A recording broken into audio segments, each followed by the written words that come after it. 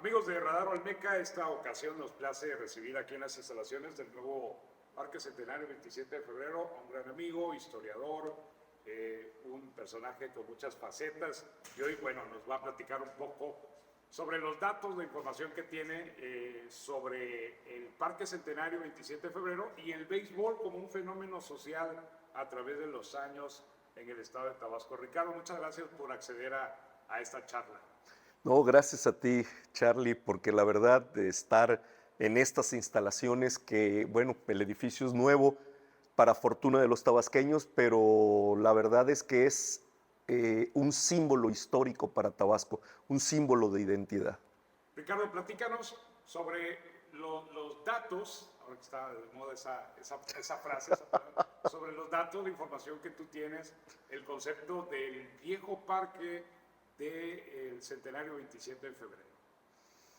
Bueno, de entrada hay que decir que fue el arranque formal de las obras de despedida del gobernador Carlos Alberto Madrazo Becerra, que viene incluso el presidente de la República a inaugurarlo el 27 de febrero de 1964 y que además se imprimen unas monedas de plata, se troquelan unas monedas de plata a nivel nacional para conmemorar esta gesta heroica. Entonces, por todo lo alto, el 27 de febrero y este parque en particular, que además en aquel momento estaba a la lejanísima distancia de casi 3 kilómetros del centro de la ciudad, que estaba, y mucha gente lo decía así, en el pueblo de entre Atasta y Tamulté, y que parte por en medio, el sistema de la Deportiva parte por en medio lo que se conocía como la Carretera del Muerto, que hoy correspondería a Mario Brown Peralta y a 16 de septiembre. Entonces, la Deportiva parte ese eje. Y también cabe decir que ese día, el 27 de febrero, se inauguran otras instalaciones dentro de la ciudad deportiva y lo hace el complejo deportivo más moderno y más importante del sureste del país. Esa es la razón por la cual el estadio se convierte en el receptor no nada más de partidos de béisbol y de equipos regionales, la Liga Tabasqueña de Béisbol, sino también se convierte en receptor de grandes espectáculos como los espectáculos charros que traía Aguilar y su esposa Flor Silvestre, ay,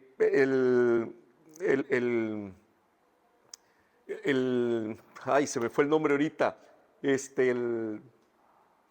la tarima de básquetbol, el otro estadio, el Palacio de los Deportes, gracias. Ahí venían los Globetrotters de Nueva York y nos tenían en gira mundial a los tabasqueños y todavía hasta finales de los años 70 venían de manera regular. Entonces el estadio de béisbol en la ciudad deportiva de Villahermosa, Tabasco, se convierte en un atrayente para grandes espectáculos nacionales y mundiales. Ricardo, conceptualízanos, transpórtanos al entorno de cómo era la villa villahermosina en aquel 1964. Bueno, Villahermosa en 1964 es una ciudad pueblerina que está empezando a crecer y eso es parte también de las obras que se inauguran a partir de ese febrero y no terminan de inaugurarse hasta el 31 de diciembre de ese 1964 porque se construyen grandes bulevares, se instala algo que para nosotros hoy es algo intrascendente porque no lo tomamos en cuenta, el alumbrado público de la ciudad de Villahermosa con los focos aquellos slimline larguísimos.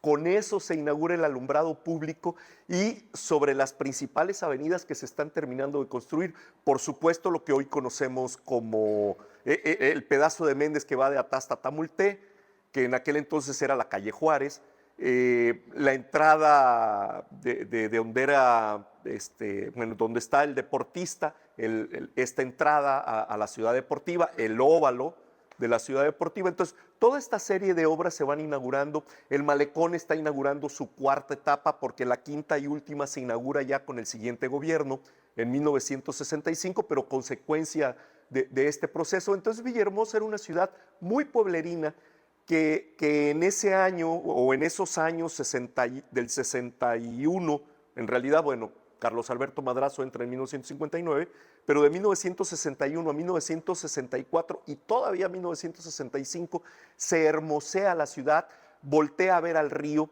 se recupera esta trascendencia histórica del río y les digo, se construyen una gran cantidad de vialidades. Irónicamente, 60 años después son prácticamente las mismas vialidades que tenemos y prácticamente los mismos parques y paseos que tenemos el día de hoy. Entonces, en 60 años poco se ha avanzado en esas vialidades, pero en ese momento Villahermosa está viendo al mundo. Incluso eso nos convierte en receptores de las caravanas norteamericanas de camionetas que venían, o wagoners como le decían, que venían hacia Centroamérica, y entonces Villahermosa era un paso obligado. Y lo que era en aquel entonces el Departamento de Turismo de Gobierno del Estado, pues les creaba toda una serie de eventos entre aquí el área deportiva, porque de hecho se quedaban en lo que es el estacionamiento hoy del área que conocíamos como el estacionamiento del Injudet, y la fuente, la explanada, todo ahí se quedaban. Entonces se les proyectaban películas todavía en carrete, y se les traía el ballet folclórico y se les hacían muchas cosas en torno al área de la ciudad deportiva. Entonces, eso siguió siendo un imán para toda esta área de la ciudad. Ricardo, sin embargo, es un importante detonante la inauguración del Parque Centenario, pero el tabasqueño ya traía el ADN del béisbol de manera previa, ¿no? Sí, por supuesto. Aquí hay que decir que el fútbol realmente no la ha rifado. El básquetbol y el voleibol tienen alguna otra mayor trascendencia que el fútbol, porque en el garridismo, junto con el béisbol, y el béisbol de hecho llega a Tabasco mucho antes del garridismo, pero en el garridismo estas tres vertientes que son el básquetbol, que era el balón mano y el balón canasta, que así le llamó el garridismo, y el béisbol, estas tres actividades son las que se impulsan y se construyen, si no ligas formales, al menos en el béisbol sí, que es el arranque de la liga tabasqueña, pero en las otras dos lo que se hacen son simplemente equipos municipales que van compitiendo. Y las competencias de balón mano están reportadas hasta el cansancio durante el garridismo. Parece ser que a don Tomás era lo que más le gustaba. Pero por otro lado, hay que decir que en realidad el béisbol llega a Tabasco al final del Porfiriato, hacia 1900, 1901. Tenemos las primeras referencias de que ya se juega béisbol en Tabasco. Y se jugaba de manera llanera en lo que hoy conocemos como el fragmento del malecón, que va de 27 de febrero a Méndez, y que en aquel entonces se conocía como el Playón, y que era un enorme espacio público que algunas gentes se quisieron agandallar, y que incluso el gobierno federal con el gobierno del estado tuvieron ahí un pleito de propiedades, y que finalmente el gobierno federal le entrega al gobierno del estado. Y es por eso que se puede construir el malecón y se pueden agregar las vialidades de esa zona de la ciudad. Pero sí, cabe decir que en ese momento, con el final del Porfiriato, se empieza a jugar béisbol en Tabasco, y se va formalizando a tal punto que nos llega un personaje que es histórico para la música nacional, y que todos lo conocemos por su legado, la danzonera de Acerina, y que todavía sobrevive esta agrupación musical en la Ciudad de México, pero justamente Acerina, este hombre negro que viene de Cuba, juega béisbol en Tabasco y es uno de los favoritos de Tomás Garrido Canaval. Y en el momento del garridismo, de hecho, existen formalmente dos estadios o dos construcciones que funcionan como espacios para el béisbol. Uno que estaba allá, les decía, en el Playón, y otro que Charlie ya me corregía y me decía que se conoce como el estadio o el campo de la radio, que está prácticamente frente a lo que hoy es el reloj de las Tres Caras, porque en este espacio estuvo desde 1917 la antena del radiotelégrafo, y hay que decir que Tabasco fue el cuarto estado del país que tuvo un radiotelégrafo, y que Venustiano Carranza firma esa autorización para que se ponga la antena aquí. De esa manera nos mantiene muy comunicados con el resto del país, pero también se establece en el garridismo un jardín botánico allí. Entonces, todo eso permitió que ahí hubiera un estadio de béisbol. Luego, con el tiempo, del lado de enfrente se construye el centro escolar 1 de Mayo, ya a la caída del garridismo. Y bueno, hoy tenemos 2 grandes casas señoriales todavía en este espacio y una placita comercial, pero todo eso era el espacio del estadio. Y por allí pasaba, porque además hay que decirlo, por allí pasaba el tranvía, primero de mulitas en tiempos de don Porfirio y ya luego de gasolina, pasaba hacia Atasta y Tamulté, porque era el camino real Atasta y Tamulté, ese espacio. Entonces, esa es la razón tal vez por la que muchos años después a Carlos Alberto Madrazo Becerra se le ocurre traer a este lado de la ciudad las instalaciones, porque además hay que decir que acá no se inunda, que no hay problemas de circulación y que había enormes potreros libres porque prácticamente todo era terrenos de una familia connotada tabasqueña. Perfecto. Ricardo, cuando desembarca en el béisbol por el puerto de frontera, por ahí llega con Así es. los primeros marineros jugando, y luego me parece que también por Río llega a Villahermosa y Garrido lo fomenta, lo empieza a estructurar. Digo, no nos imaginábamos que el béisbol iba a ser un fenómeno social para el tabasqueño. Sí, definitivamente. Mira, tal vez porque la gente tenía que seguir al líder. Tal vez esa es la razón que impulsa más al béisbol, pero de una o de otra manera hay que decir que en Tabasco pegó y que tuvimos grandes peloteros tabasqueños.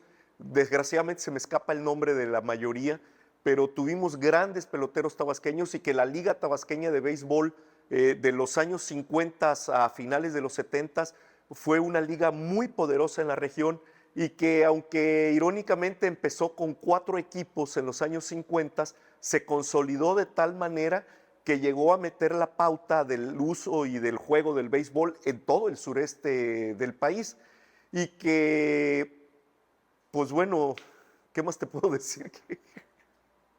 Oye, Ricardo, ese auge que logra entre los 50 y los 60 del béisbol, yo creo que también va de la mano del desarrollo de la industria petrolera, ¿no? Porque había mucho, los sindicatos y las empresas participaban mucho en la consolidación y formación de equipos. Sí, gracias por llevarme a esa línea, Charlie. Sí, la verdad es que los sindicatos petroleros con el boom petrolero a partir de la instalación de Ciudad Pemex, que además, por cierto, hay que decir que es la primera y la única ciudad planeada primero en el papel, en el estado de Tabasco, y luego construida. Entonces, con la construcción de Ciudad Pemex se desarrolla muy bien el ambiente beisbolero, sobre todo en esa zona, porque es donde empiezan los sindicatos petroleros, Cárdenas, Comalcalco, Macuspana, y no nada más los sindicatos petroleros, sino también los ayuntamientos mismos le metían dinero a los equipos de béisbol porque se convertía en el orgullo de cada municipio y de hecho prácticamente los 17 municipios tenían estadio, porque era ver quién era el mejor jugador de béisbol. Y te puedo contar chorrocientas historias de beisbolistas de Macuspana, desde jugadas heroicas hasta cuernos. Entonces, o sea, los beisbolistas que venían de fuera, pues representaban y le movían el tapete a muchas tabasqueñas que no sé por qué razón las enamoraba el béisbol. Pero bueno, te puedo decir, sí hubo muchas historias de estas, de tabasqueñas que se quedaron prendadas de un beisbolista fuereño y se las llevaban. Y construyeron familias importantes y reconocidas en sus respectivos estados o países. Y Ricardo de la Peña, ¿te gusta el béisbol? ¿Lo disfrutas? ¿O cómo es tu...? Sí, no sé gran cosa de béisbol, pero sí lo disfruto. Sobre todo me encantaba venir cuando eran los ganaderos de Tabasco. Incluso me compré un claxon que sonaba como mugido y me ponía en el dugout. Me permitían ponerme en el jardincito afuera del dugout y pues ya sabrás el relajo que hacía. Pero bueno, eso fue hace muchísimos años, cuando había energía juvenil y cuando había también inconsciencia juvenil. Pero sí, la verdad es que venir al estadio era toda una experiencia. Era un espacio que te imponía desde el momento mismo que entrabas a la explanada, cuando entrabas al estadio, subías las gradas, te estacionabas en las gradas y pues las mentadas de madre al umpire, que esas eran de cajón. Entonces, umpire vendido era lo más decente que se le decía. Y por supuesto, todavía me tocó el final de Arrasola, el Choco tabasqueño. Todavía me tocó ver, yo muy pequeño, me tocó todavía ver algunos de los shows que él hacía en el estadio y los vendedores de todo, hasta de las famosas butifarras, ¿no? Entonces, venir al estadio, te digo, era todo un espectáculo, toda una experiencia, se disfrutaba. Tengo muy buenos recuerdos de este espacio histórico público y sobre todo de los espectáculos que se presentaban aquí, porque incluso también hubo alguna vez que se presentaron los espectáculos de los coches chocones y que por cierto despedazaron el pasto y ahí hubo unas broncas, pero bueno, sí disfruto el béisbol. Te digo, no sé mucho, pero sí disfruto. Ricardo, finalmente han pasado 60 años desde aquella tarde del 27 de febrero con la presencia de López Mateos, de Carlos Madrazo. Becerra. Y bueno, mucha gente dice que de repente la renovación de un estadio acorde a las necesidades, a la pasión, al entusiasmo de la gente, pues tardó demasiado, ¿no? 60 Sí. años, casi 60 años. Y bueno, pero de todas maneras, lo importante es que ya lo tenemos, ¿no? Sí, pero fíjate que sí te voy a decir algo. Vamos a extrañar cuando nos trepábamos en los árboles del velódromo de la Ciudad Deportiva para ver furtivamente el juego de béisbol. O sea, eso lo vamos a extrañar porque ahora ya no se puede hacer por lo que he visto de las obras que se hicieron. Y vamos a extrañar muchas otras cosas que tenían que ver con el estadio de hace 60 años, pero también es la Villahermosa que se perdió y la Villahermosa y el Tabasco que tenemos que construir día a día. Así que por eso sí, se tardó, pero afortunadamente tenemos un nuevo estadio y bien vale la pena pues, venir a disfrutarlo con el rey de los deportes, el béisbol. Eso me da la pauta de que varias veces te colaste, ¿no? ¿Viste el juego? Por supuesto, me trepaba yo a esos árboles más de una vez, afortunadamente yo no, pero más de una vez alguien se cayó porque se quebró la rama, porque estaba lleno de comejé en el árbol, o también hubo un periodo en un trienio de un presidente municipal que mandaba a los policías para que nos corrieran. Pero en general, no, espectacular. La verdad es que fue toda una experiencia, mi juventud viniendo al dugout a echar relajo en el estadio, sí se disfrutó. Además, era el único estadio, Ricardo, que tenía el plus de que en primavera tenías Los macuilís y los guayacanes los tenías a tus espaldas y era espectacular ver un jonrón y ver volar la pelota y atrás en rosado y en amarillo. Muchas gracias por esta charla, Ricardo. ¿Algo que quieras agregar? No, pues que vengan a disfrutar de este estadio y que se conmemore estos 60 años del Parque Centenario de Béisbol.